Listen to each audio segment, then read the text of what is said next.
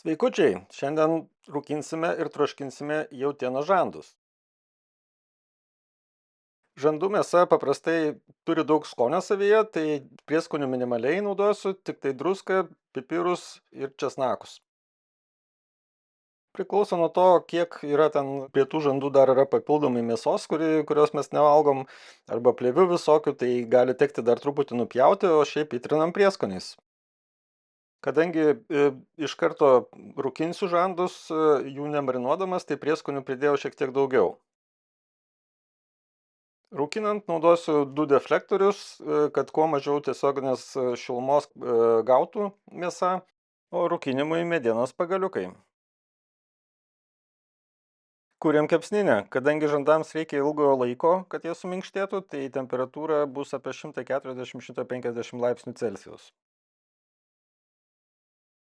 Aš rūkinu iš karto nelaukdamas, kol kepsninė pilnai įkais, tai kai tik tai anglis jau įsidegė, dedu medienos pagaliuką ir pradedu rūkinti mėsą.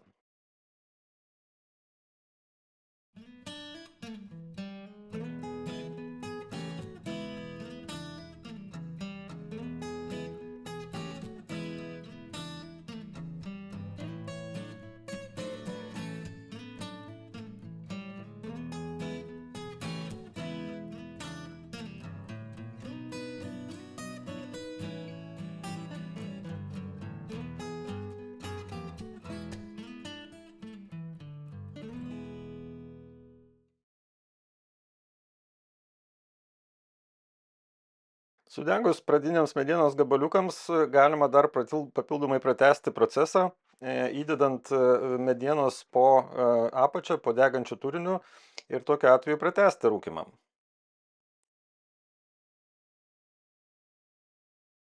Na, kaip ir pradinis planas buvo tiesiog parūkinti žandus ir juos iš karto valgyti, bet kažkodėl vienas pasitaikė labai užsispyręs ir labai sunkiai tiesiog kepė ir buvo kietas.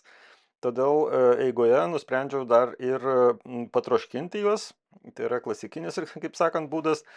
Tai esant 60 laipsnių maždaug temperatūrai, jau kad jie toliau nedžiūtų, žandus tiesiog įvyniojau į foliją, pridėdamas truputėlį papildomai jaučio taukų.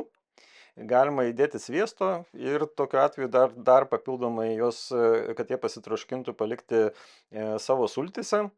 Bet jeigu iš karto norit troškinti, tai toliau galima šitas žingsnį praleisti ir iš karto dėti juos į kažkokį skystį, tam, kad jie tiesiog suminkštėtų. Na, kadangi mano atveju pasitaikė matyt ne visai kokybiška mėsa, tai vienas mėsos gabalas buvo užsispyrusiai kietas, tai nutariau tiesiog patroškinti, tam paėmiau daržovių sultinio, šiek tiek morkų ir sausų sriubos prieskonių.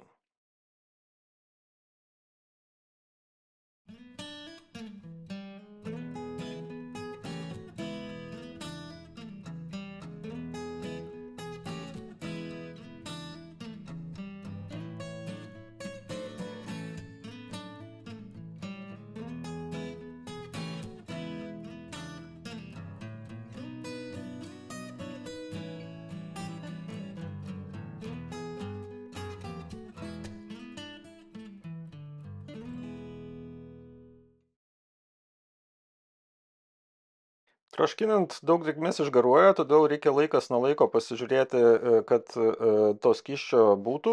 Geriausia, kad jis beveik apsemtų mėsą, bet šiuo atveju indas yra didelis, o mėsos gabalai nedideli, tai teks daugiau pavartyti. Bet laiks nuo laiko reikėtų patikrinti, ar to skysčio vis dar yra ir kad būtų gerai kažko uždengti. Tai šiuo atveju tiesiog uždengiu foliją. Troškinimo laikas priklauso nuo to, kaip mėsa suminkštėja. Tai kai jinai jau pradeda lengvai atsiskirti ir su šakute praktiškai bedant prasiduria lengvai, tai jau yra pasiekusi savo tą temperatūrą.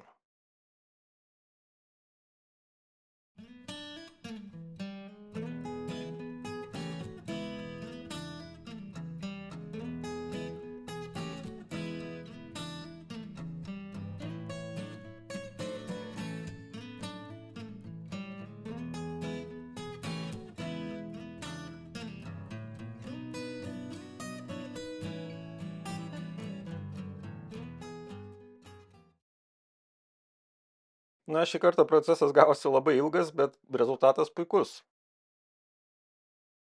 Skanaus ir iki kito karto.